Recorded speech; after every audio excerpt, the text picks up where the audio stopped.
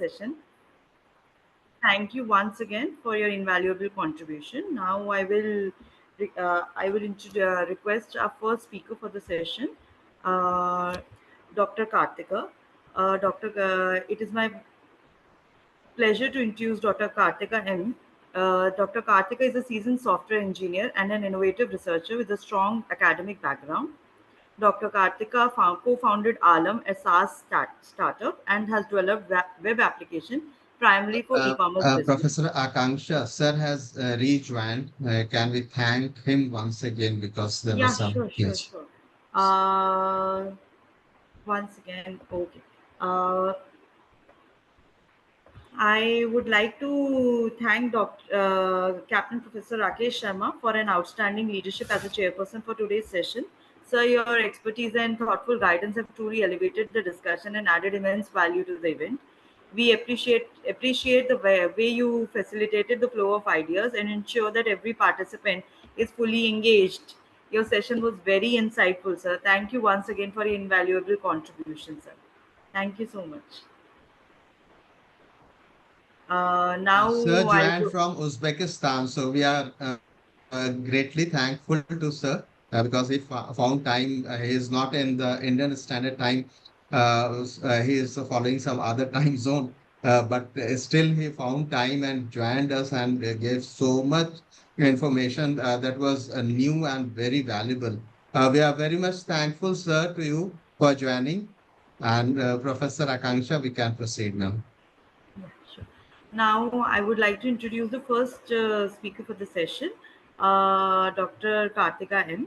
I welcome you. Dr. Kartika is a seasoned software engineer and innovative researcher with a strong academic background.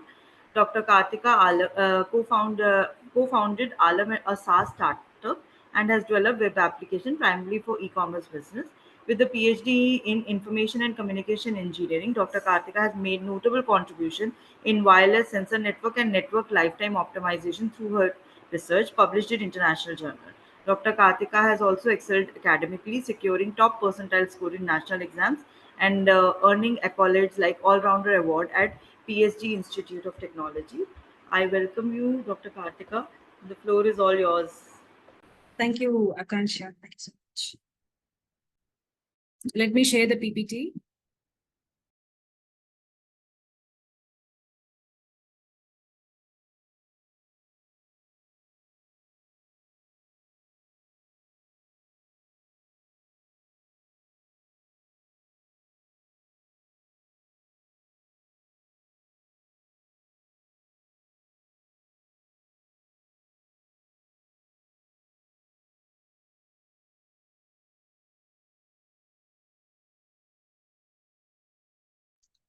Is it visible for everyone? Yes, ma'am, it's visible. So pleasant evening, everyone. So today I'll be talking about AI for social good, the opportunities it provides and the ethical considerations. So it's been 4 days of AI. So I'll not be once again going into what is artificial intelligence and the formal definitions of it. So let's start with instead I'll do something. I'll start with a statistic. What do you think is the population of the world right now? Any guesses? So it's approximately 820 crore people as of now. So we are 800 plus people who are living in the earth, breathing in, thinking, and living. So on top of that, on top of all this, even after 800 crore people, we still need artificial intelligence to support us, to think for us, to augment us. Why do you think? Why do you think we go for artificial intelligence to support us? Any guesses? There has to be a reason, concrete reason. Why do we do that? So majorly, the first reason, whatever the applications we think about, the first major reason we rely on artificial intelligence is it provides scalable. AI is highly scalable. So human beings have lived on this earth for more than 5,000 years. But we have grown so much in terms of achievement for the last 300 years or so. So all this intelligence put together is collectively called as collective intelligence.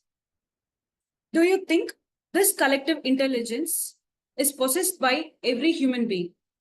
Am I, as an individual, have the collective intelligence that human beings acquired over the last 5,000 years? Definitely no. It can never be. It's not possible at all. But when we say someone as an expert, we say they are very good at something. Specifically, we say that they are very good at one single thing. So it automatically means that they'll never be good at everything else, right?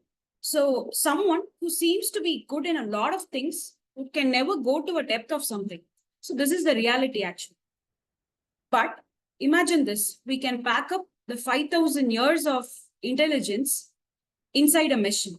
5,000 years of intelligence, the data, whatever we have collected so far, if we pack everything inside a machine, and if the machine is able to store all of that, it is able to learn a lot from it.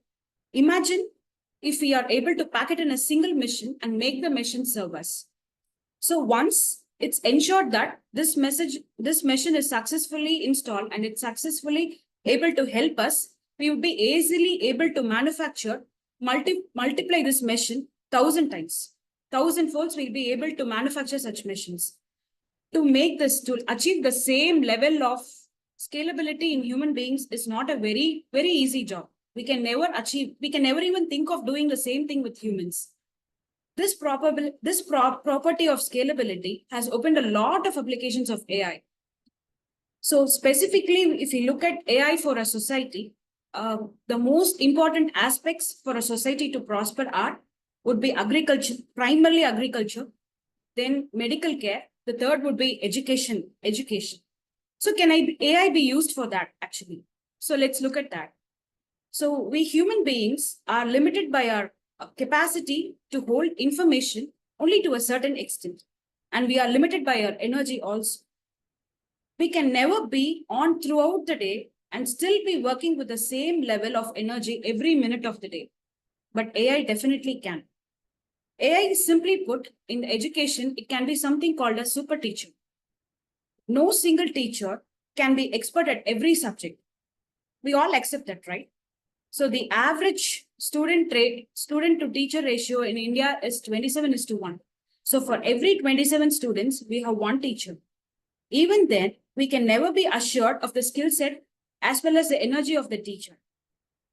Can we get assured that the teacher will be always available for us? No, but AI will be always available. Any second, any minute, it is always up and ready to provide support and solutions to its seekers.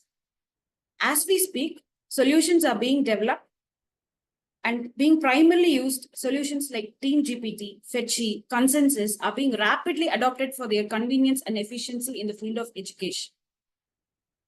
In AI for medicine, we have already seen robotic surgeries taking up everywhere.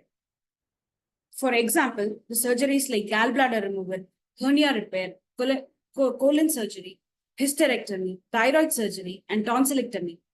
In all these fields are already robotic surgeries have already taken up.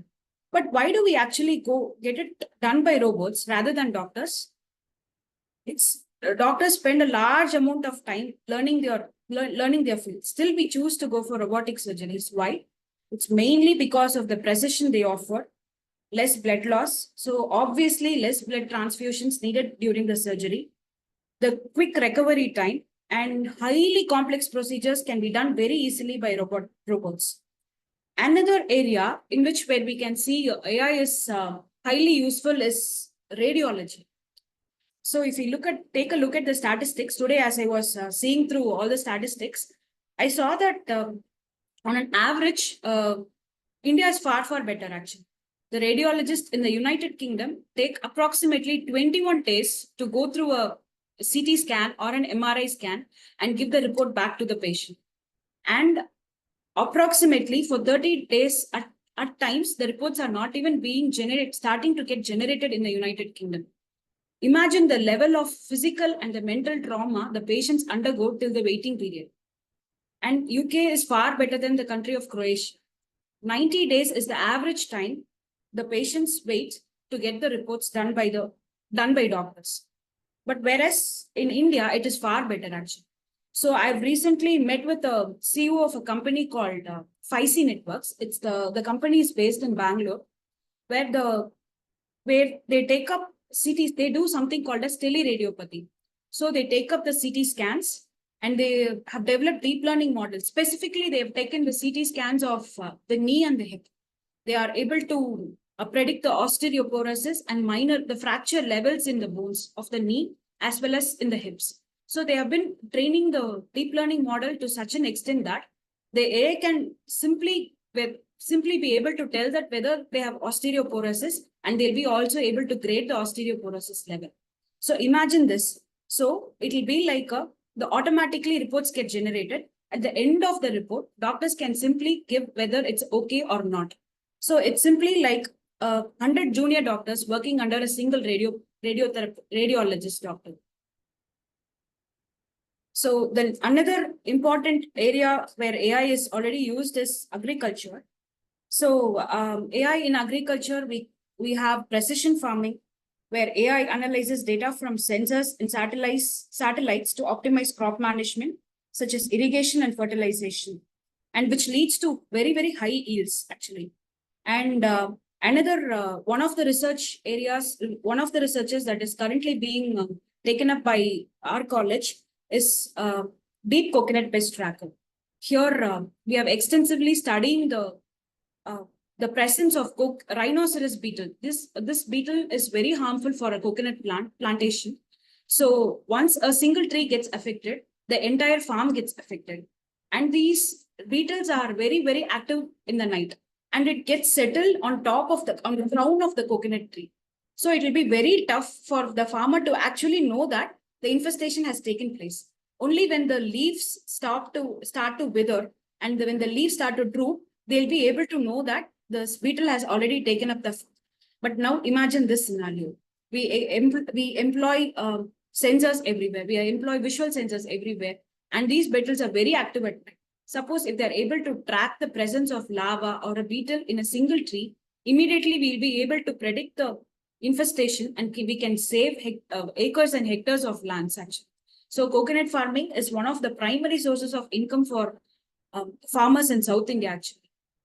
And another area where AI is used in agriculture is we can employ autonomous equipment where AI-powered robots and drones can automatically do tasks like weeding, planting, harvesting. It can actually reduce a lot of labor costs, and it also can improve efficiency. And one another very major application of AI is supply chain optimization.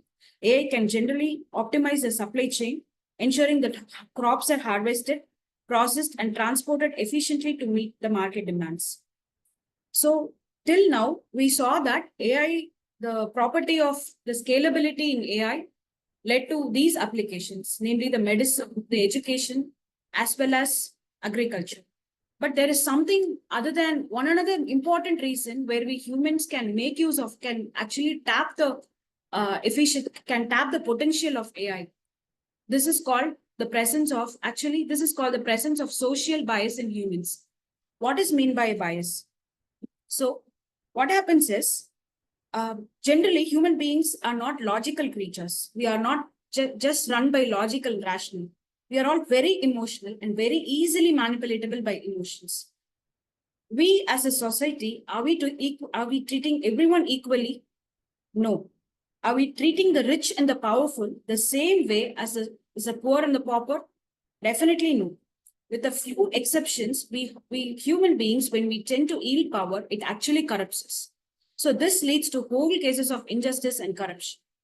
So there was one case in my family itself where one of my cousin had purchased the land from someone, and the landowner happened to be a very powerful person in Coimbatore. So as soon as the landowner and my cousin went to the registration office, everything went very smoothly, and immediately the registration got approved. The entire process was so smooth, and it happened very quickly. Can it be assured the same way it will happen for less powerful people? Definitely no. So we human beings tend to have this sort of emotional, we tend to be emotionally manipulative. We cannot blame the people working in the registration office also, because the powerful might be helpful in a way to them. So we might have a personal gain. Basically, we human beings generally tend to have a personal gain in such things. But now take an AI engine taking up this work of registration, and all the governance is handed over by it. So AI does not have any personal gain whatsoever. This lack of bias by AI can be generally used for applying this AI in governance. Actually, we can make use of it. This leads to a lot of applications of a country. Then another example is the same one another example which I came across personally is I went to a restaurant called there's a restaurant called Robot Restaurant in Coimbatore, where the robots actually does the work of taking up the orders as well as serving the customers. So there will be a series of robots. As soon as we go inside the restaurant, there will be no human contact between us and the chef. There will be no one. Every entire process is taken care by the robots. This we visited because my son wanted to see how our robots are. It's actually a humanoid robot. So what happened was the robots will continuously come.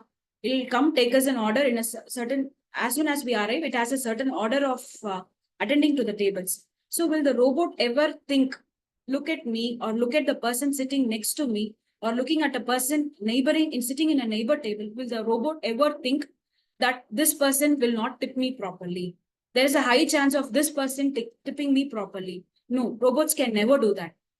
So the level of service which I get would be as same as the level of service a very powerful and a rich man comes to the restaurant. The level of service he receives will be as same as the level of service if a poor man comes to the restaurant. So this can be actually used, such decision-making places can actually make use of this unbiasedness of robots in them. For example, in Ivy League institutes like Dartmouth, Harvard, Princeton, even the panel there decides, even going through all the applications, going through all the processes, even after filtering them, even there, the panels tend to take decisions based on I heard this actually. So there has been accusations that the panels tend to prefer students with a strong family background. Imagine this. If these decisions are automatic, they are completely logical, don't we all agree? Can't we all believe that these decisions will be more fairer to everyone? So in such cases, AI can really help us, help the society. So the third scenario where AI can really help the human beings is disaster management. So there are certain set of events called the Black Swan events.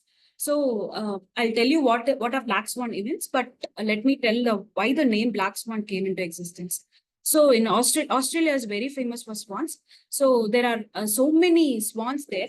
So people generally swans are white in color. So what happens is, so people generally assume that every swan will be white in color. But then some thought came up to a random person that, but is it actually true that all swans will be white? Can't there be any black swan? As soon as they told this, after a few days, they actually spotted a black swan. So a black swan is a very, very rare thing to occur. So such incidences which have very, very less probability of occurrence in the society are called black swan events. So when we look at when we look in physics, there is a law called as a Murphy's law. It states that whatever can go wrong will go wrong. So if there is a situation, if there is a chance of something going wrong in that instance or something wrong in the society, eventually that sort of incidents can actually happen. So some of the black swan events to name are the 2008 financial crisis, the COVID-19 pandemic, the September 11th attacks, the collapse of the Soviet Union. There were actually very, very little chance of happening. Still they happened. So this black swan is derived from the assumption that all the swans were white. So AI can really help us during this black swan events. Like I said earlier, human beings are constrained by our energy and our physical limitations. We can never be omnipotent and omniscient, meaning we can never do everything and we can never know everything. Imagine this. So we can't be everywhere every moment of the day. We can't indefinitely wait and sit and wait near a volcano to erupt. We cannot have human beings deployed in the deeper forest for the wildfire to start. AI tools like watchful guards closely examine large amounts of information such as pictures from space, sensor readings, and what people say online. They find places that need the help the most and make sure that supplies and people are sent to the right places. The forests, this incident, so AI tells that I never get tired, I can never get hurt, let me keep you safe. So this is a promise by AI. So in the forests of California, there are forests in the borders of California. So actually what happens is California is a place where it gets really hot during the summers, and the climate is very dry. So there are high chances of wildfires happening there. So training the firefighters, the US government realized that the training the firefighters was very expensive. So what the government did was it deployed a lot of sensors inside the forest to detect and act as a first responder of the event. So even before the wildfire started to, the presence of wildfires can be communicated to the humans, the sensors can actually detect that a wildfire is about to start, and it will immediately alert the officers. It will act as a first responder. So the other case is the next mission to moon is called as a Viper. So like I said, human beings can never be omnipotent. We are limited by our own energy limitations and physical limitations. Now, can we imagine ourselves going and living in the moon, in the south pole of moon for hundreds of days together and collecting information from there? No, it's not possible. So what NASA is doing again is, NASA is working on something called as Viper. Viper will explore the moon's south pole for water and ice, so which can actually sustain human species. So this mission of the NASA will actually be for 100 days. Like I said, human beings can never sustain there for 100 days. So this is actually possible because of AI.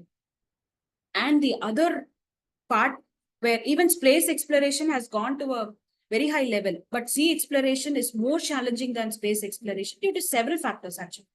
The immense pressure at the depth of the ocean is far greater than anything experienced in space. The temperature, the deep ocean is incredibly cold. So it's not actually very feasible for few human beings to go and sustain there. Sunlight does not penetrate very far into the ocean, making it very, very pitch black in the depths.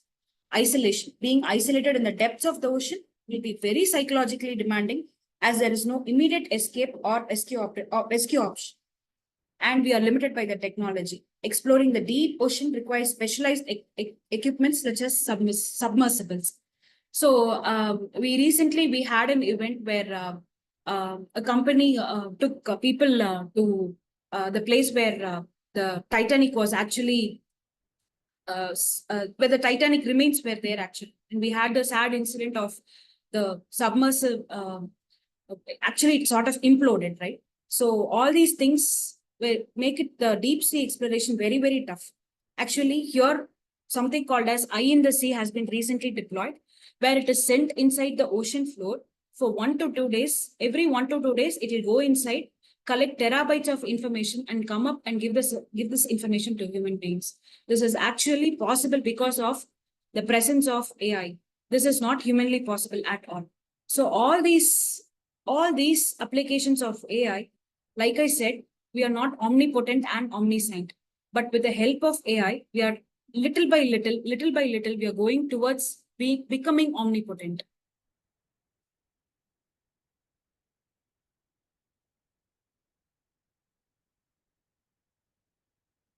So till now, we saw how AI is super useful, but any solution would always come with its own set of problems.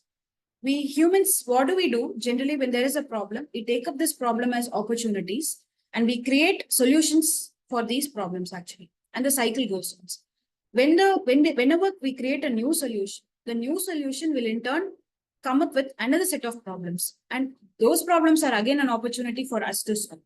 But this is a cycle that goes on actually. This cycle has worked so far. But what if the solution created by the AI doesn't fall under this? Are we ready for that? What ways can it break out of it? Let's have a look at it. So we saw that scalability of AI was a powerful virtue of it, such that it is able to help us so much in many fields. But the same scalability can cause a threat too. A single AI machine in certain fields alone can replace a minimum of 10 human beings. Imagine this, in a very capitalistic market we are living in right now, customers has to get satisfied, and it implies that the less cost we put in for something to get manufactured or something to serve, we get high returns, high gains. So this will actually lead to mass deployment of AI. Large scale, we'll be using AI to actually start the manufacturing process or to serve human beings. But imagine this, replacing the human beings will have a very, very great effect on the macroeconomics of the world. We are not at all ready for that. It will lead to another disaster, economic disaster around the world. And the second biggest threat is the brain drain. I would like to tell a small observation. This was something which I observed very early on in my life. My paternal grandfather was a farmer. He would use his fingernails. He would use his bare fingernails to husk a coconut. Husking would involve removing the outer husk, which includes the shell as well as the coir, to remove the coconut from within it. So his nails used to be very, very thick. Actually, the nail cutters won't even work for his nails. I used to observe that. But it's not the case for my father. My father was a professor, and it's not the case with him. It became even thin. And my fingernails are thinner than that. So this is evolution, actually. So when human beings do not use a certain aspect in their body, as generations go, bodies evolve in such a way that these organs become vestigial, become non-usable, actually. So the body thinks that these organs do not have any work, and it will stop developing those organs. The next generation, the generation we are seeing or have already started using GPTs for solving a lot of things. There are studies that show that students who are very unwilling to sit with a problem for a very long time and quickly go for solutions. What if this actually leads to something called as a brain drain? Are we ready for a generation which is very less intelligent than us? Are we ready for a generation which is very, very less creative than us? If we start relying too much on GPTs or AI for solutions, we'll stop using our brains. And the same thing which happened to the nails will start happening to the brains also. And one more thing, the next problem is bias. I said that AI does not have a bias, right? Like AI will not see whether I'm rich or whether I'm poor. AI will not see whether I'll be able to give tips to it, whether I'll be able to tip it properly. So AI does not have a bias on its own. It's like an innocent child. But what if the data set that is used to train the AI has a bias? Now, I went to a website which generated images based on a prompt. So the first prompt I gave was a nurse. So on the left side, we can see a nurse. And this is one of the pictures I took. It closely gave me to 10 to 15 pictures. All of them more or less resemble like this picture. And the second picture, which is on the right, is I gave the prompt criminal's photo, a real looking criminal's photo. And it gave me this. And more or less, again, all the images it showed were of this category. And the third prompt was a rich man. So the left side, you can see a rich man. And on the right, I asked for a domestic help. It gave me this picture. More or less, everything was close to this one. So what can we see here? Don't you think this is highly biased? There was no male nurse actually. And all the nurses were, if we assume this person as good looking, all the people were good looking. And right side, if we see all the criminals had a stern face. All the criminals had a look something like this. And there is a movie, I'm sorry for people who have not seen this movie. It's called Anbe Shivam in Tamil. So the protagonist who's in the movie will not believe Madhavan had acted in this movie. And he would be traveling with Kamal Haasan. He would be stuck in a place called Orissa. There'll be floods there. He would be traveling with Kamal Haasan. Kamal Haasan would have met with a lot of accidents, and he would have scars all over his face. Immediately upon looking upon Kamal Haasan, he'll immediately come to the conclusion that this person is a bad guy. this person looks close to a terrorist, but actually he would be a very genuine fellow. And he would ditch Kamal Hassan somewhere and he would board a train. And there he would meet a very nice person who had a very professionally pressed shirt and a tie. And he would immediately believe that person to be very good. And the morning he would have woken up, the person who was well dressed would have looted every belonging of Madhavan, and he would have actually eloped from that place. So generally we tend to have this bias. We think that this person, this profile, this sort of person will fit into this profile. Actually, we tend to have this. So AI is trained based on all our opinions, all the data sets actually which we created is used for training the AI. So even though AI does not have a bias, the data set that is used for training will actually carry a lot of bias that we have. So imagine this. Are we ready to suppose if we are telling that AI will be actually very biasless, and I can deploy AI in a judicial system where the AI will be able to hear the cases from the victim as well as the suspect, and it will be able to pass a judgment. There was one story happened in the United States where there was a man who was in possession of a gun, and actually he had a gun in his car, and there was a small kid who was close to 17 years of age, and the kid was an African American. The man who had a gun in his car was a white man. So what happened was this white man, as soon as he saw the African American coming close to him, immediately he assumed that this man will shoot me, this man will harm me, and he immediately shot the man. So what happened was the African American the kid actually passed away. Though the kid actually was very tall and well built, the kid actually would pass away. And the entire community would actually came up and they gave a case against that white man. There was no proof for this incident that the African American had harmed this boy, but this American was actually claiming that this person had actually come to harm him. So there was no concrete evidence, and what they did was they put this white American, this American man. They gave him a series of images and they read body signals from him. So they showed a lot of pictures. They showed him animals, they showed him birds, they showed him human beings from different species. They didn't tell him what they were doing. So every time an African American picture came up, immediately his fear would come up. So this happened continuously. They monitored this fear signals from him. So they automatically knew that this person was inherently scared of African American. So he simply assumed that as soon as a African American passed his way, he immediately assumed that he's going to come and harm me, and he shot him. So what if AI is trained based on this? What if the AI also assumes AI is trained based on our data set, and the AI also starts to having such biases? Can we afford that? No, we cannot definitely afford that. See, the other very big problem is the carbon footprint of AI actually. So the energy needed to train an AI model like LLMs in ChatGPT is very, very huge. Not all of them are open source. Actually, knowledge they use to train the AI is collective. It's not a property of a single company. Human beings have given data, have evolved so much. We have so much intelligence. For the past 300 to 400 years, we have brought up the society to this level, and it is a work of an entire mankind. But the solution of AI is simply owned by one company. Not all of them are open source, and the company profits from it. This is exactly like mining. Whatever the earth has is actually, it actually should be available. It is a property of the entire mankind. It should not be the property of one single company. So the resource belongs to the public. So if we see it in this way, but imagine this: if AI is training from all the web pages, all our data, is it possible to go and get copyright privileges from every author? No, it is not at all possible. Now let's take an example. ChatGPT, we saw that ChatGPT consumes a lot of energy. Actually, the energy used is used during both training as well as for its daily use.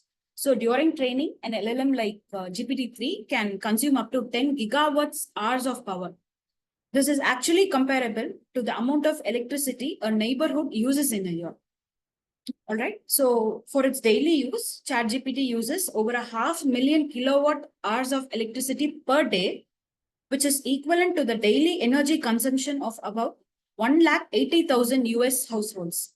This is more than 17,000 times the average daily energy usage of a US household. So some of the things that actually can be done to make AI very energy efficient are use a hardware like which has high energy star rating, such as GPUs, which are much more energy efficient than CPUs. Optimize the data centers. You can use free air cooling systems, more efficient cooling systems, renewable energy sources like solar or wind power. Improve the training efficiency of AI, and we can promote recycling and reusing practices for hardware which is used in AI pre-processing. So all these things can be actually done to mitigate the carbon footprint of AI. So the most and the last but not the very little one is the data privacy. Actually, we have to come to terms with this. We are being used. Every like, every dislike, every comment, every hashtag, every post we post, a reel we share, everything is data. This information about me is being used for someone else to make profits. So by the end of the day, I use a solution, but I use a solution given by AI, but I do not know whether I'm the end customer or actually I'm a resource to the company who is using my data to profile me. So this is a very huge ethical consideration that we have to take care while creating AI solutions. So what can be actually done? So till now we saw what are the solutions and what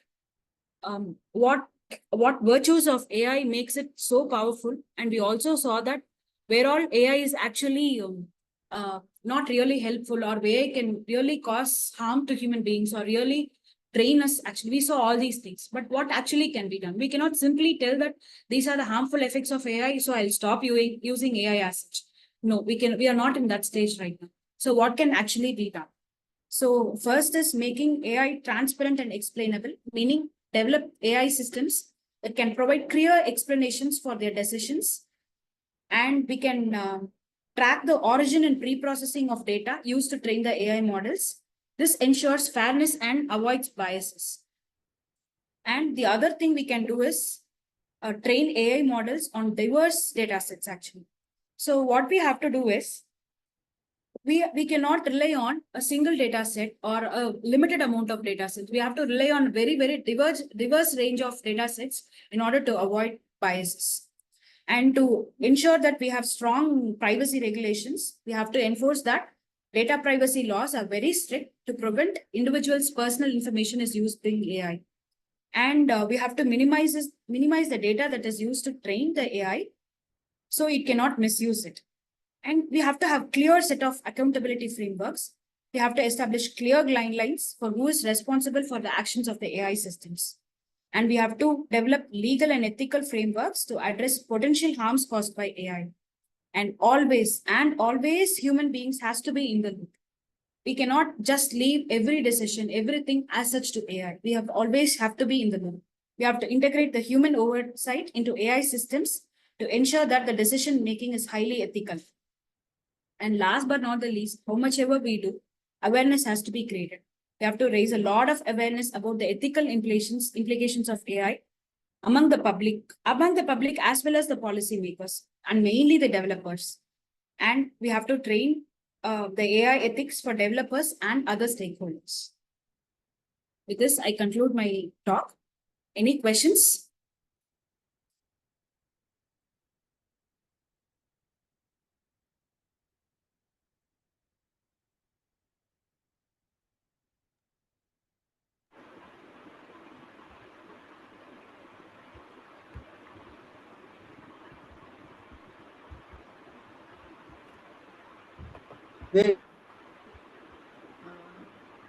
I think there are no questions in the chat box. Can I ask a question, ma'am? If you allow me? Yeah, sure. Okay, my name is Dr. Syed Ahmad. It was very interesting to hear your lecture. It was really interesting. You have said a lot of things in very small time. I really thank you for that. My question is, there is these 6, 7 big companies are doing all the AI, Yeah. AI development. So like what I'm trying to understand actually, whether this AI would be like controlled by these developed nations or a group of people, only like they have a upper hand in the AI, and the like countries like India or like poor countries or the underdeveloped countries, or countries whose economy is not good, they would be like in the in the position they like where they would not have much access and they would depend on the developed countries, like this kind of. Can you throw some light on this if you Sir, got my question correctly? yeah, so to check whether I've understood your questions, we are asking like whether the solutions would be very available only to developed nations, or is No, it right? so, no, not like that way. What I'm saying, like this, the not the solution, the control of the AI. Okay. Would that be with what the companies like this Meta AI, always with these top companies? Like would be only like countries like India or the poorer country will be only on the receiving hands, or will also have a role to play in the AI development? We definitely would have a role to play. Already, I think our country has strict laws actually, where the data that is available in India will not be able to, even if you are using Facebook account, the data cannot leave the Indian subcontinent actually. So we are protected by the laws, and still we do have other countries also do have high chances of coming up with solutions. It doesn't mean they'll have an upper hand, but automatically they do have a lot of resources, and already a lot of people who are here tend to go there actually. So it becomes obvious that they come up with the solutions. Okay. So it doesn't mean that. Yeah, sorry to interrupt. If you allow me to rephrase my question, can I? Oh yeah, sure. Like suppose that when they started developing the nuclear energy, so it was open in the beginning, but at the end it is limited to some countries, and they brought a rule that only these countries can have the nuclear energy. Others are not allowed to enter into this field. Okay. Yeah. Similar, would it happen similar to this field, since these technology developed by US and the developed nations, and maybe China maybe doing the similar thing? Okay. But after some time it may be like limited to those people, and they have the upper hand, like we'll be like at the mercy of them to get these access. Yes, This way sir. I want to understand here. Yes, Yeah. but yeah, nuclear weapons, they do have a direct threat actually. So there were chances of them imposing that, but AI does not have a direct threat as of now. So I don't think there will be in near future any chance of, no, we can most definitely say that there will be no chance of them restricting them only to a few countries. It'll definitely, it's like software development, right? Like it's available to all. As long as you have the skill set, there can be no one that can deny us the right of developing AI. So it'll definitely not be the case, sir. Okay, thank you so much, ma'am. And Okay. very nice to hear you. I would like to hear you more in the upcoming sessions. Thank you so much. Thank you so much to the organizers.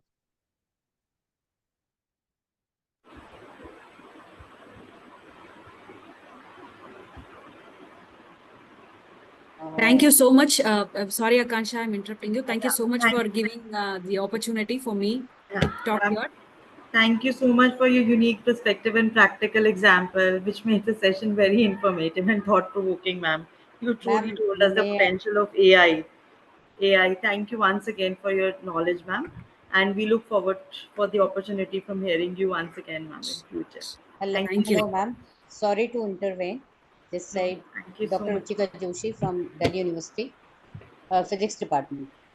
Ma'am, may I have a question? If time is there. I'm sorry, ma'am. I didn't understand you. I'm saying, can I ask any question? Sure, ma'am. Sure, please. Yes, ma'am, please. Sorry to intervene. I'm Dr. Ruchika Joshi from Delhi University, Physics Department. Hello, ma'am. Ma'am, as means your talk was very impressive, and you have added many general examples that enhance your talk, and we are able to correlate the things with your session. Ma'am, as you were mentioning in your talk that AI has captured lots many areas like agriculture and missiles and all, right? Weapons Yes, and ma'am. all. Ma'am, do you think AI is replacing human being? Like it's a day by day as it is increasing its area. So most of the human being are not getting any job. Yes, ma'am. So don't you think it's a curse? Ma'am, yes, ma'am, I get the question. Yeah, So we cannot surely say that AI will definitely replace us. There are areas, definitely there are areas where AI has the potential to replace. For example, already people working at help centers or people working with digital marketing, they've all started content creators. AI has actually replaced them. But the one of the problems we have to one of the actually I can't say whether it's a boon or a bane. I'll tell the fact, we'll go from there. Actually, AI till now has been trained from the content that is generated by the humans. As an experiment, what people did was, researchers did was, they took the content developed by AI and trained the AI. And the Mhm. results were very bad.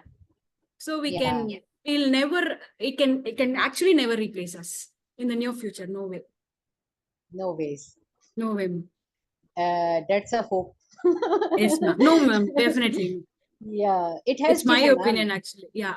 So Actually, when we think, actually, we are the creators, no? yes, yes, We yes, are creating them. So how can they yes, become more dominant than us? yes.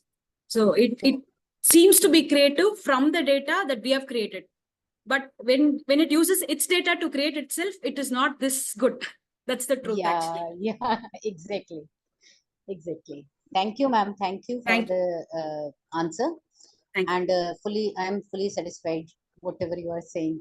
Okay. And Thank you, ma'am. in future, we all together will work over it and will have a solution. As you are mentioning now, problem itself has a solution, and solution Yes. itself has a problem. Yes, That ma'am. loop, that wish loop has to be broken down. Yes, ma'am. Thank you, ma'am. Thank you. Okay. Thank you. Okay, okay.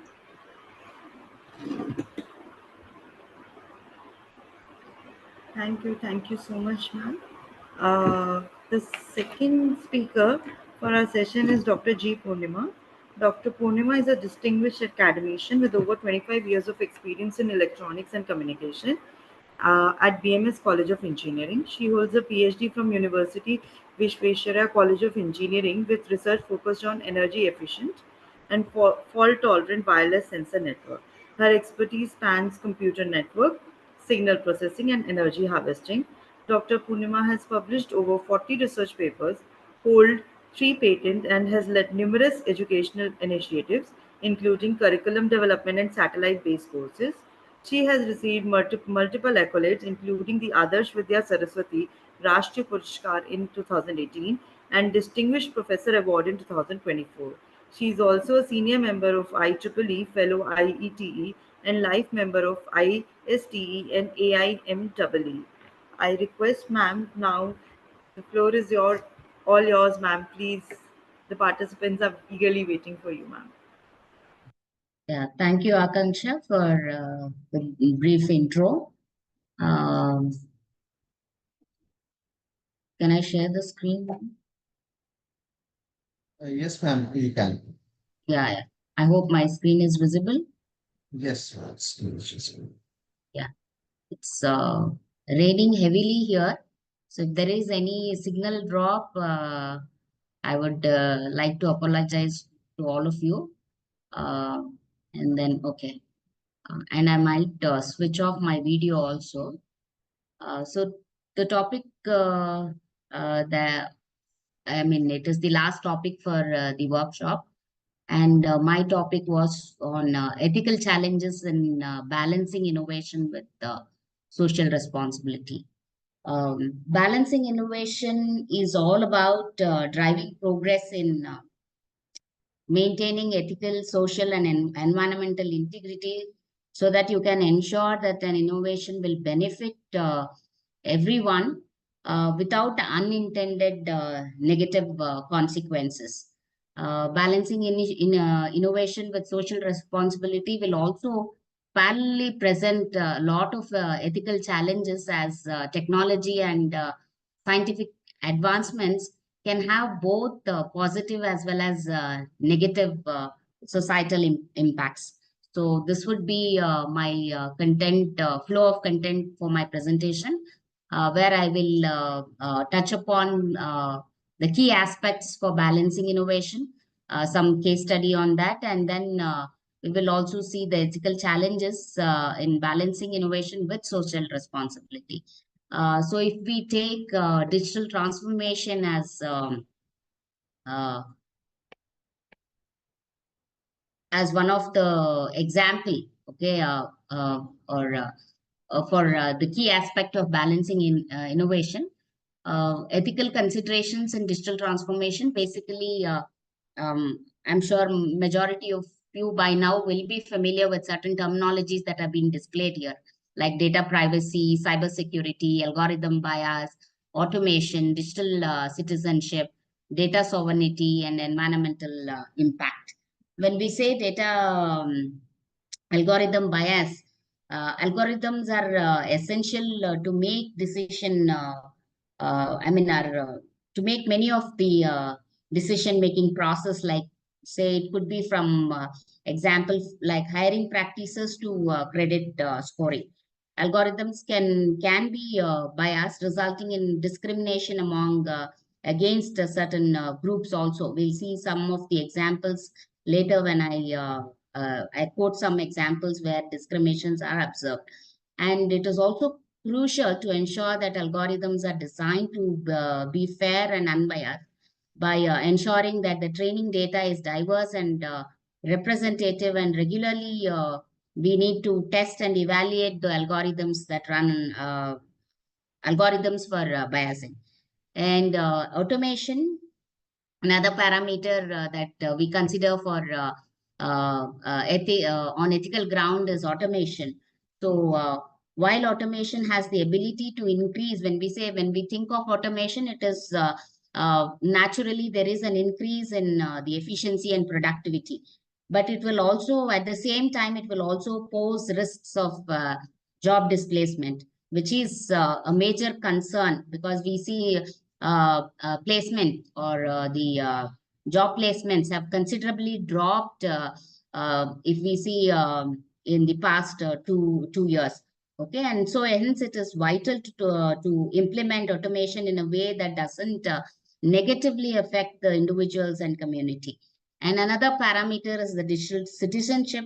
So which the digital transformation, the clearly distinguishing an online and an offline identity is again becoming increasingly blurred.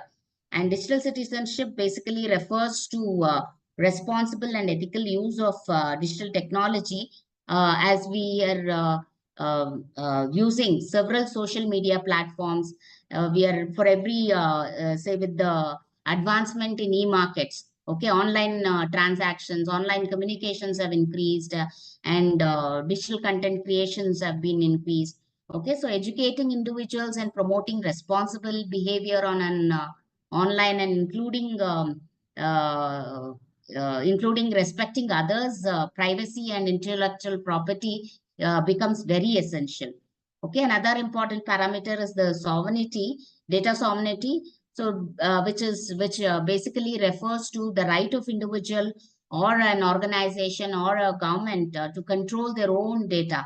So, with increased amount of data being generated and processed, the concern about who owns the data and having a control over the data becomes challenging. Okay, and then environmental impact again, which is a very important aspect with digital transformation. The energy consumption and emissions, carbon emissions, like with electrical, with the autonomous vehicles and sensors being deployed everywhere, and with data centers and devices requiring significant energy, it becomes essential to consider the ecological impact of digital transformation and along with that, to promote sustainable practices such as renewable energy resources and designing more energy efficient devices and system. Um,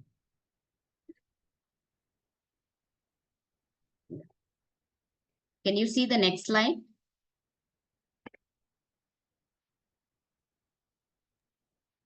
Yes, ma'am, it is visible. Yeah. Okay.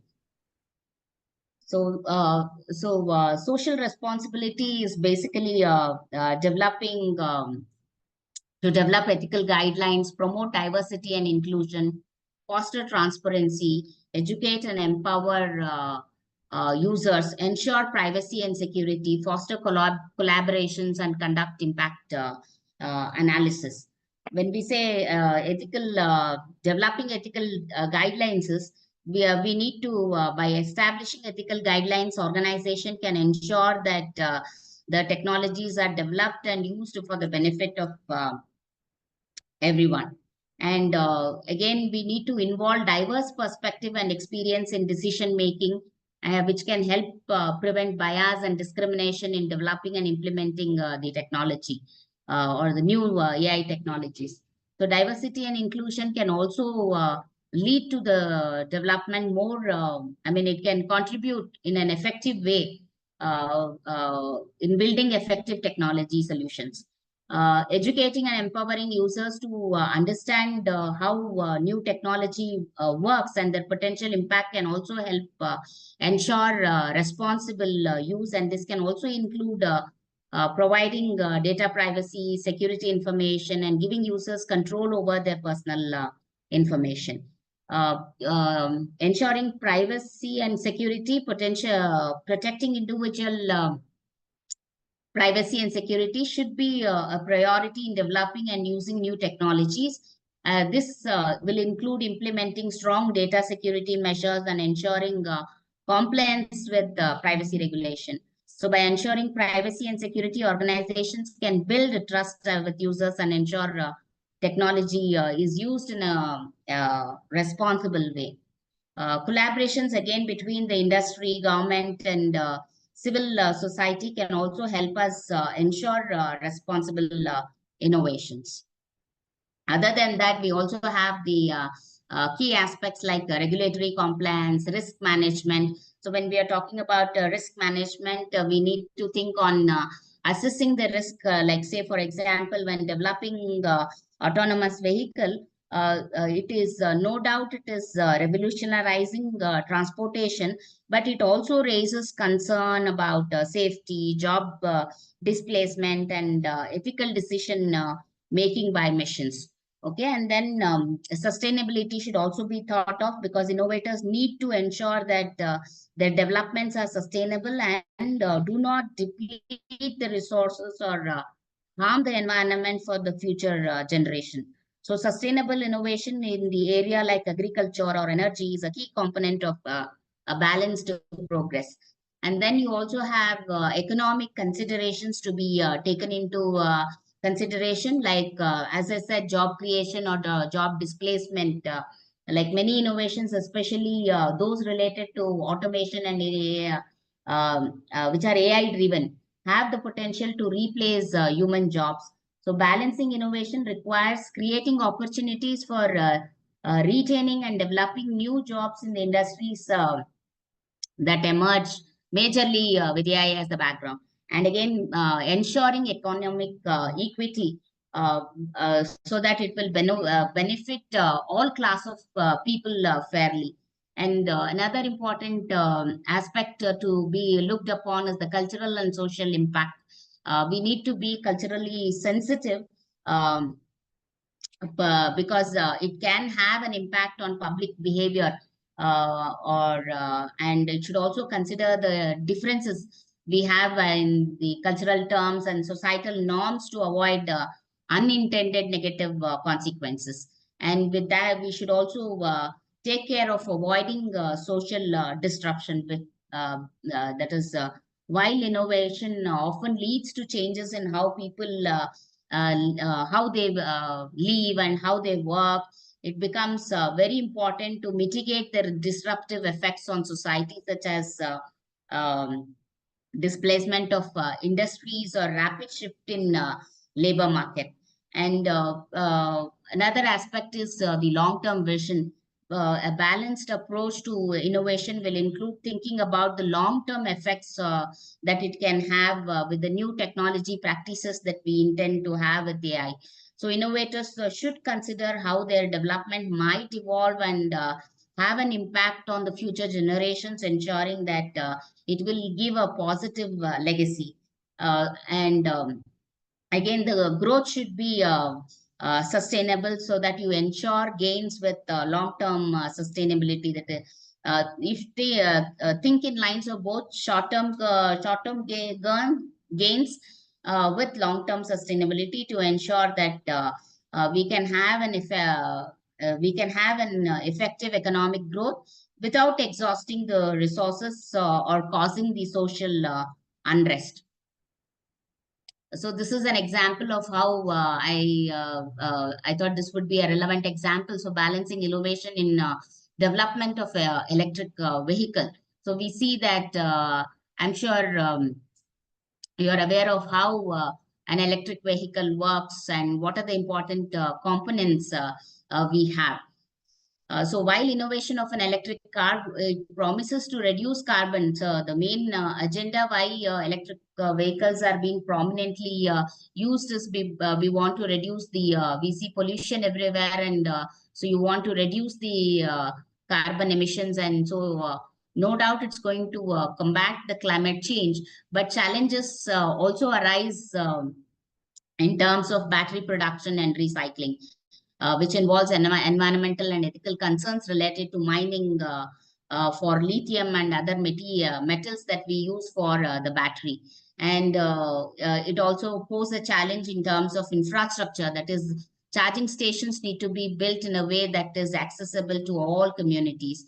And job displacement, again, traditional automotive jobs related to gasoline engines may decrease. So balancing this innovation means addressing these challenges through responsible production, equitable access, and creating new jobs in green technology. Another example I would like to quote here is the smart agriculture. So how do we balance innovation in sensor network? So it involves developing and deploying sensor technologies that will meet the need of various industries and applications while considering the ethical, social, and no doubt in smart agriculture, sensor technology plays a vital role in monitoring the soil condition or the water level and crop health. But the innovation challenges lies in developing the sensors that are energy efficient. That is, you should be able to operate in a remote, often unpowered areas, accurate, and it should be able to predict the accurate and reliable values in real time for decision making. And again, it should also be affordable enough to access to farmers, especially in developing regions. So balancing these factors involve creating a low cost solar powered sensors with long battery life and the ability to communicate wirelessly over large distances. It should have the ability to communicate the data over large distance, and also using data-driven analytics, AI and AI to optimize the water, fertilizer usage, help improve yields while minimizing the environmental impact. So the key consideration for balancing innovation in sensor network, or what are the important things that we need to keep in mind, is the energy efficiency versus performance. So especially when you're operating in remote, the challenge is we normally employ them to operate in remote or difficult to access areas, and they oftenly rely on battery powered or renewable energy sources like solar power. So innovation in sensor need to balance high performance. When we say high performance, we keep in mind increased data accuracy, higher sampling rates, with energy efficiency to ensure that sensor can operate for long periods without frequent maintenance or battery changes. So how do we balance this innovation by employing low-powered sensor technology, energy harvesting methods, and efficient communication protocols. For example, a low-power LoRaWAN, we normally call it as LoRaWAN stands for Low Power Wide Area Network, which help to extend battery life without compromising the data quality. And the environment impact versus technology. So many sensor networks used, especially in environmental monitoring, are designed to track environmental factors like air quality, temperature, pollution. But the production and disposal of sensors can contribute to environmental degradation if it is not managed properly. So innovation in biodegradable sensors or eco-friendly materials can reduce the environmental impact of sensor network. So additionally, recycling programs for electronic components and responsible sourcing of materials for sensor production can help balance environmental concerns with technological advancement. So here we see the biodegradable sensors that we can employ. And again, scalability versus complexity. So the challenge is as the network grows in size, say, for example, if we are thinking of the expansion of a smart city project, that again will involve a lot of IoT devices. And scalability is a major challenge there, and managing, analyzing, and maintaining large network of sensors will increase the complexity at the communication level, traffic level, processing level. Okay, so all this. So how do we balance that innovation? So we need to come up with a decentralized architecture model like edge computing or AI-powered data processing can help scale sensor network without overwhelming centralized system. So edge computing allows data to be processed closer to sensors, reducing latency and improving real-time decision making. And again, in terms of interoperability and standardization versus proprietary innovations. So the challenge here is often the network that we use are proprietary systems that may not be compatible with other technologies or platforms. So limiting their flexibility and scalability. So this can slow down innovation as different systems cannot communicate. Okay, so you mean if you are not using the same standard, then the seamless communication cannot happen. So balances to promote interoperability and adherence to global standards allow different network technologies to work together seamlessly. Okay, and so innovation that embrace open standard encourages a broader ecosystem of devices and application, enhancing the overall impact of the network. And ethical use of data. So the widespread use of the network in public and private spaces will raise ethical concerns about surveillance, data ownership, and consent. So in smart cities, for instance, sensors may collect data or citizen movement, raising questions about how that data is to be used and by whom. So how do we balance that? So by establishing a clear ethical guidelines, policies regarding data collection, storage, and usage becomes very crucial. And transparent communication with the public about how sensor data is used, combined with informed consent mechanism, ensures that innovation in sensor network respects individual rights and privacies. Reliability versus innovation speed. Again, the challenge is pushing the boundaries of sensor technology too quickly can lead to systems that are not fully reliable, especially in critical applications like healthcare monitoring or disaster response. So sensor networks need to be highly reliable to ensure the safety and well-being of users. Okay, so we can see different applications, and here we can see the graphene-based. So applications here for tooth-mounted sensor for wireless monitoring of consumption, then wearable biosensors for simultaneous monitoring of sweat and sweat and intestinal fluid, then wearable microfluidic devices for color metric sensing of the sweat. Okay, some examples, and again, they are applied for invasive applications as well as non-invasive applications, measuring different parameters. Yeah, and then accuracy versus network traffic. The challenge is to achieve high accuracy in monitoring and data collection. Sensors often need to transmit data frequently, which increase network traffic and energy consumption. Like say in applications like industrial monitoring or autonomous vehicle, continuous data streaming can overwhelm the network. So data compression techniques, event-driven data transmissions, that is only send data when significant changes can be detected, or hybrid systems that combine periodic updates with real-time alerts can balance accuracy with efficient network traffic management. Cost versus innovation, again, with cutting-edge sensors and communication technology can become expensive to develop and deploy, making them inaccessible to certain regions, industries, and communities.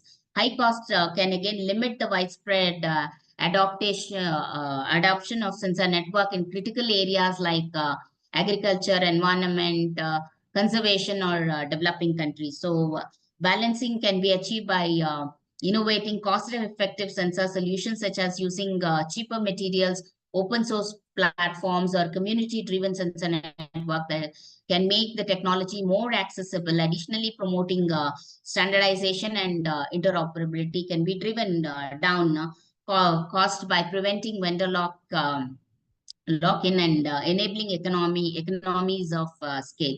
So we have the cost-effective ultrasonic sensors for measuring distance, and again, low-cost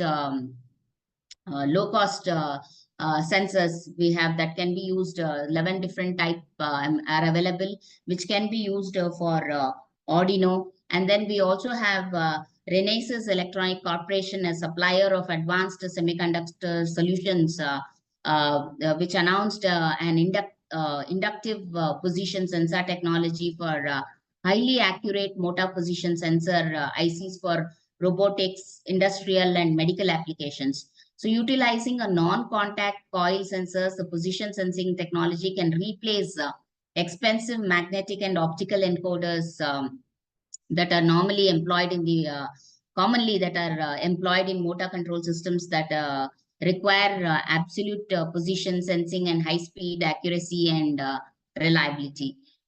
The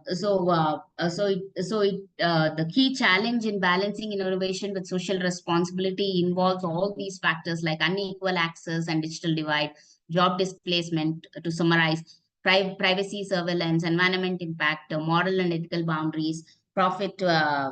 You need to also look at the profit, but at a required moderation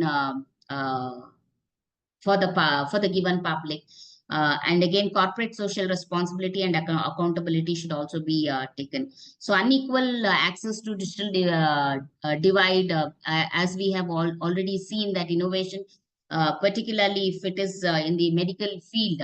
Say if I think of healthcare technology or a digital tool, it can get limited to wealthier community, leaving the disadvantaged group further behind. And this will raise the ethical question of whether innovators are obligated to ensure equitable access to their innovations.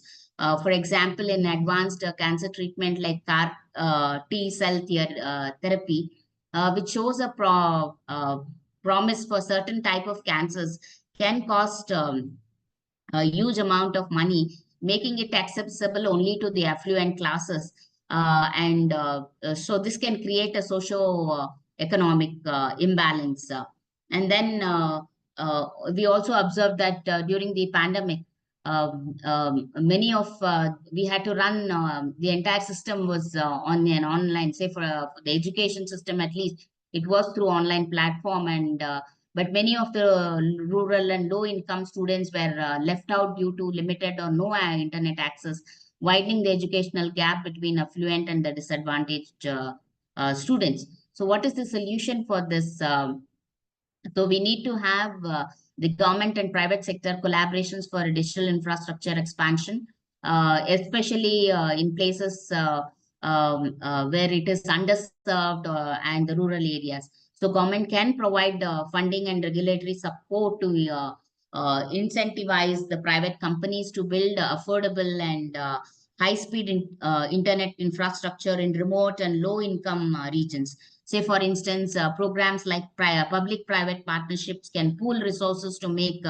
digital access more affordable and widespread.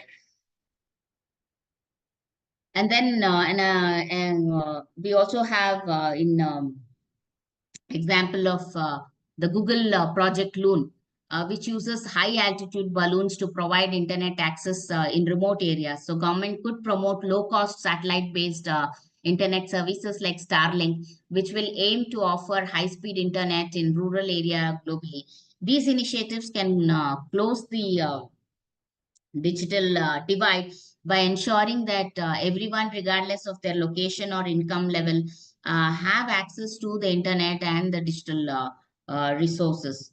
So again, when it comes to automation industry, if we are and we take an example of automation in manufacturing and displacement of factory workers. So technology advancement in AI-driven automation or robotics have led to a significant job displacement. As machines have been replaced, they're replacing the human workers. Okay, so especially, for example, in automotive companies like Tesla and General Motors, increasingly using robotic systems powered by AI to perform tasks such as welding, painting, and assembling parts, which were traditionally done by the human workers. So while innovations can drive economic growth, it also risks creating large-scale unemployment, raising concern about the social responsibility of companies to manage the negative consequence of these technologies. So what is the solution we can think of as reskilling and upskilling programs?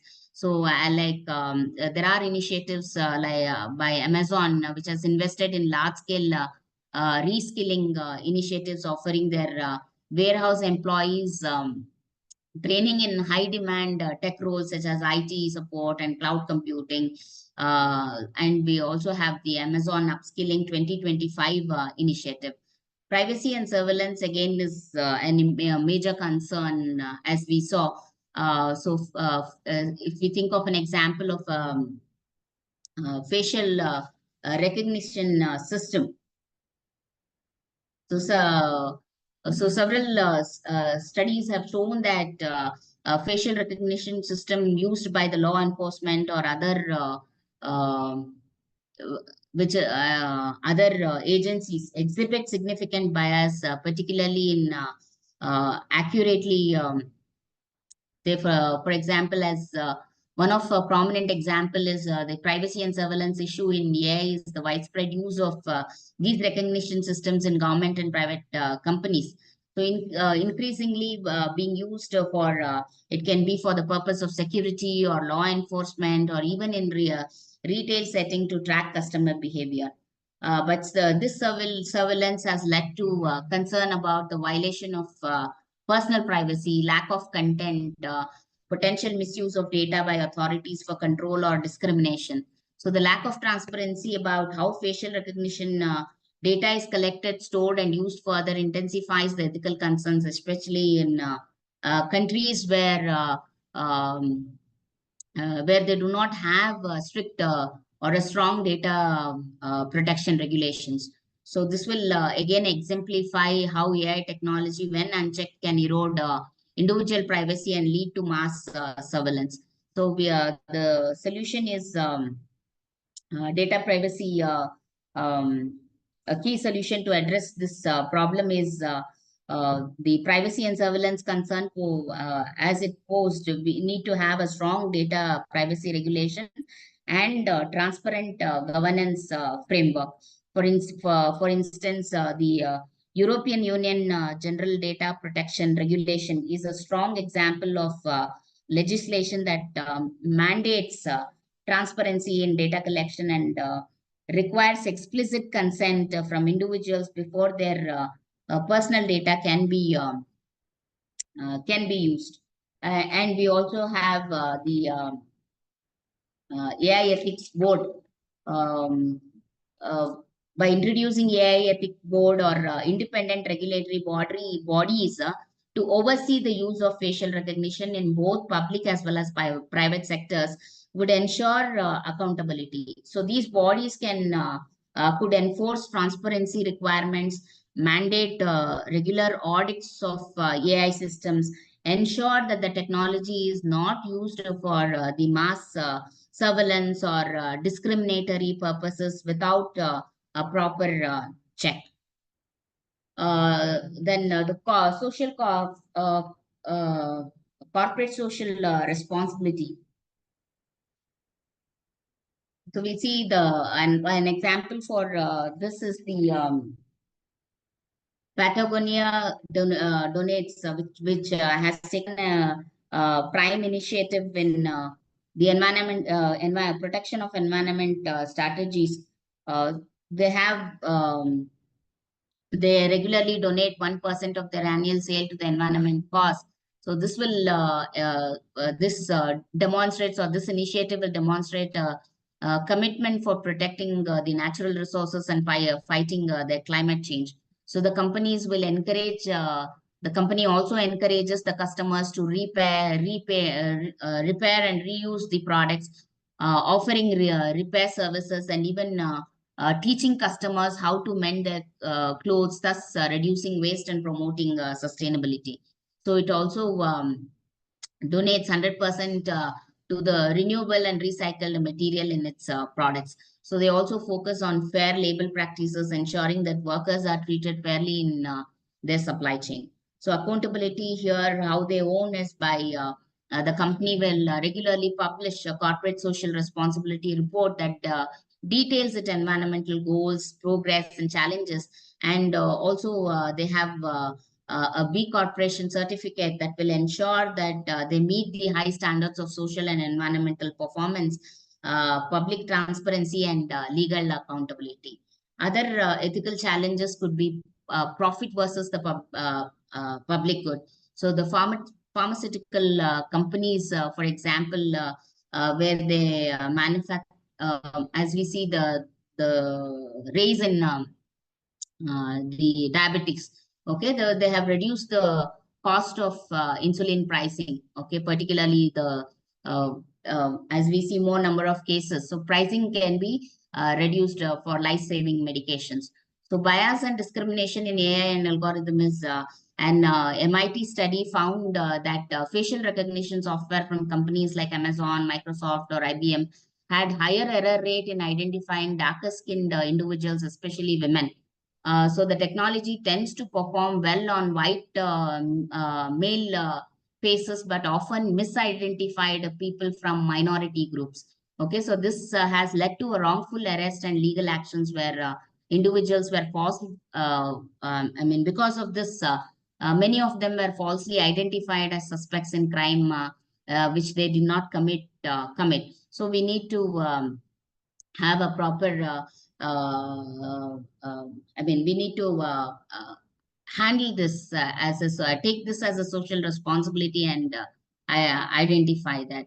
And regulations again versus innovation is again balancing innovation with the need for regulation presents a major ethical challenge, while excessive regulations can have a restriction on the innovation. Insufficient regulations can lead to harmful consequence for society, such as public safety risk or environmental degradation.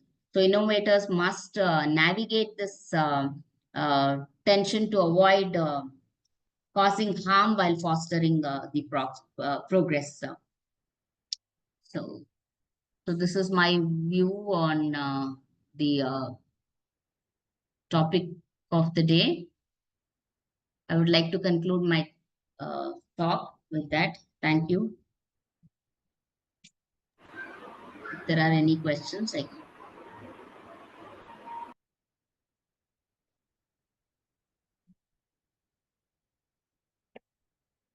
Jagdish sir.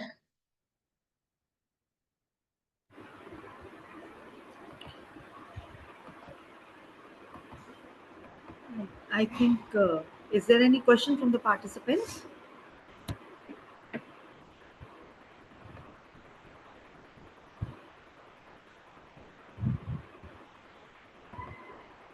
I,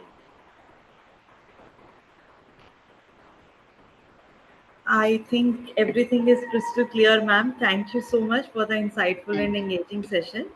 Your Yeah, thank you. expertise and enthusiasm truly resonated with the audience, and all the ethical dilemmas which I also have regarding AI has been cleared. Thank you so much.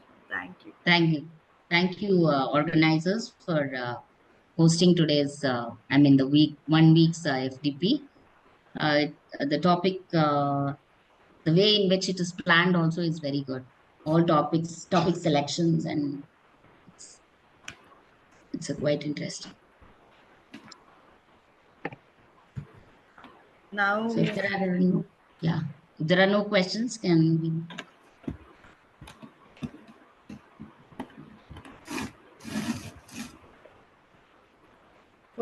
I think there are no questions. So can I move forward then? Yeah. Okay. For vote of thanks, I would like to welcome Dr. R. Satish Kumar. Dr. R. Satish Kumar is a distinguished professor at the Department of Management Studies, Surana College, Bangalore, with 18 years of rich academic and research experience. He holds a PhD in management from Anna University, Chennai, and is an accredited management teacher from AIMA, New Delhi. His research focuses on retail management, retail service quality, and mood analysis with numerous publications in national and international journals, including Scopus and UGC listed ones. He is also a member of editorial board and a peer reviewer for several prestigious journals. He has organized numerous national and international conferences and has been recognized with multiple awards, including the Bharat Excellence Award in 2020 and Young Professor of the Year Award in 2022. I welcome you, sir. Thank you, ma'am. Am I audible to everyone? Yes, sir, you are audible. Okay. So we have come to an end of the FTP workshop on ethical and responsible AI challenges and opportunities. A week-long FTP program that's been scheduled the 1st October to 5th October, jointly by the Coimbatore Institute of Technology and Artificial Intelligence and Machine Learning Entrepreneurs Association on the given areas. It gives me an immense pleasure to render a vote of thanks on behalf of the joint FTP of the Coimbatore Institute of Technology and AMIEE Association. First of all, I would like to extend my gratitude to the chief patrons, Sri S. Rajiv Rangasamy, correspondent, CIT institutions, and the president, Dr. A. Rajeshwari, convener, Dr. Valliyappan Raman, and coordinator, Dr. Sharan Kumar. And the patrons, Mrs. K. Divya Mohan Rajiv, coordinator, CIT institutions, and the co-coordinators like Dr. V. Chellaturai, Dr. Prabhakar, and Dr. Ram Kumar and Dr. Saranya. I extend a sincere thanks to all the patrons, chief patrons, and president and conveners, coordinators of this well articulated and well executed the 5 days FTP program. The next, I would like to extend my sincere gratitude to chief guest, Dr. Professor Rakesh Sharma, the former Vice Chancellor, IEC University, and the present Rector, Acharya University, Uzbekistan, and advisor, Government of Jharkhand. And also I extend my deep gratitude of sense to the advisory committee member along myself, with myself, Ms. Sabia Fatima, and also Dr. Amir Junaid Ahmad, Secretary of AMIEE Association, and also a Coimbatore, and also the Commerce and Management Association of India. It is a well thought out the FTP come workshops. If you look at the topics that covered, the ranges from the right from the overview of the ethical framework to the challenges that we that we go through as an individual citizens, or as we are community members, or from the industry front. Yes, it has been all covered. But I also extend my deep sense of gratitude to the session coordinators, Ms. Lalita from Dayananda Sagar College of Arts and Science, Karnataka, and Dr. V. Lakshmi from Venkateshwara Universities, and Dr. Akansha Kurna from the Delhi College of Arts and Science and Commerce, and Dr. Sharan Kumar from a CIT, and then Sanmuga Priya from the CIT Coimbatore. Okay. A big round of applause to the session coordinators as well, because it's not that easy that having of the very niche area of topics like ethical and responsible AI, having of 10 sessions that spread across the 5 days.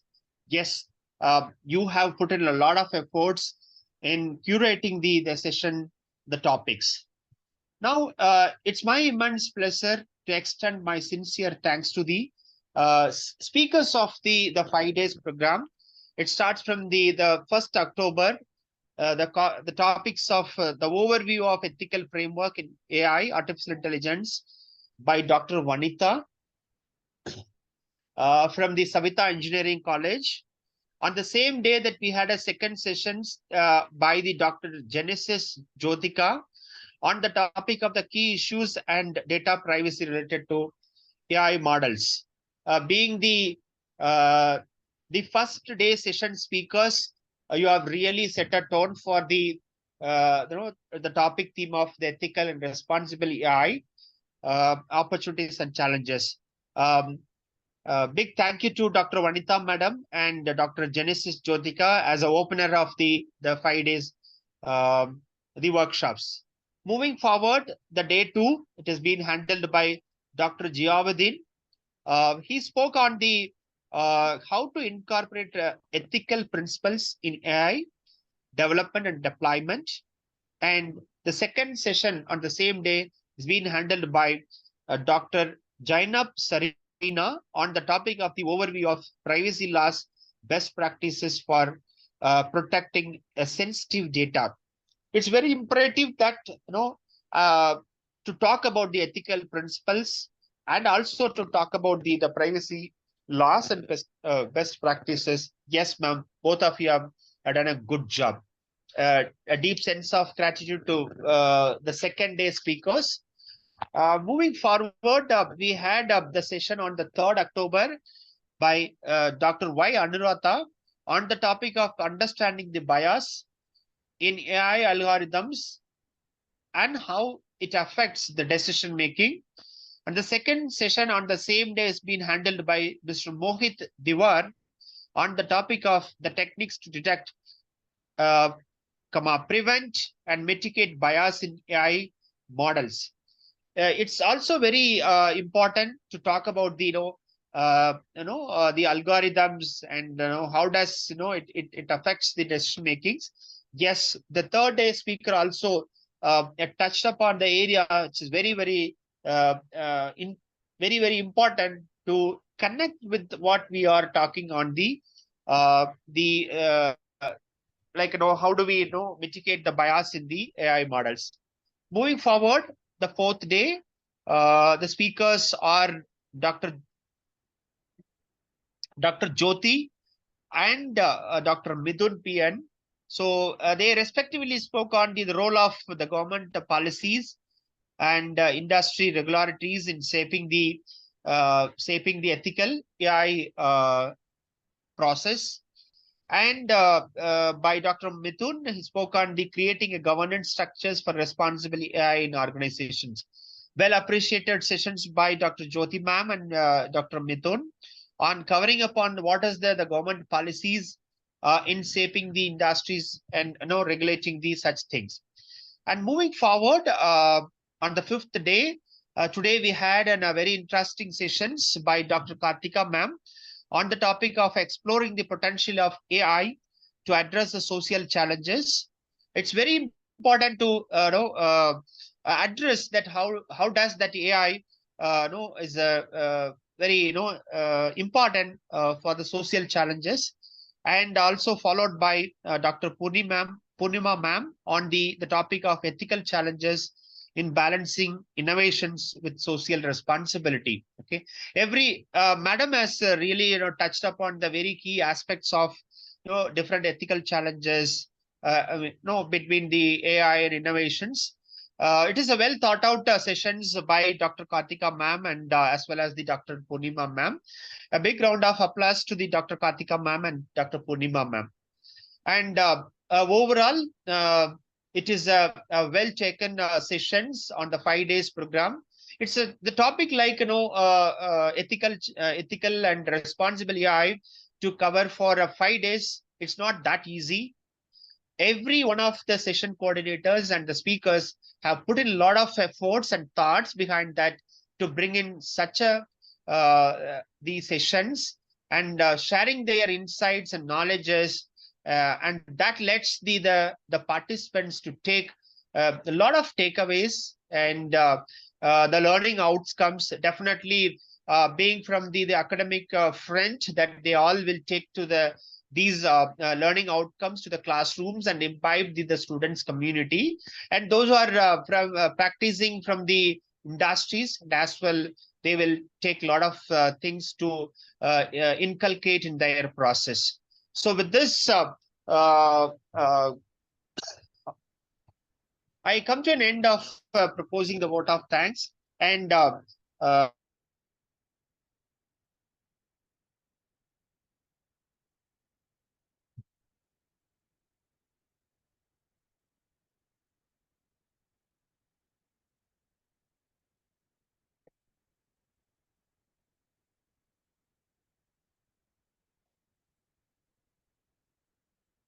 thanks or a sense of gratitude to all the right from the patrons to the guests to the advisory committee members to the session coordinators to the speakers. So thank you all. Have a good weekend. Thank you all.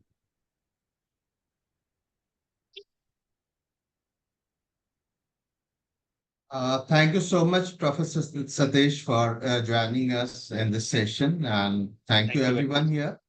Thank you, participants. And there's a news that all participants will be receiving the certificate in a week time. It requires some time to get the certificate processed and printed. So it will be done. Everyone who has attended the session will be definitely getting the certificate. So please wait for the certificate, and thank you for joining, everyone. Let's call it a day, and very good evening to all of you. Thank you, sir. Thank you.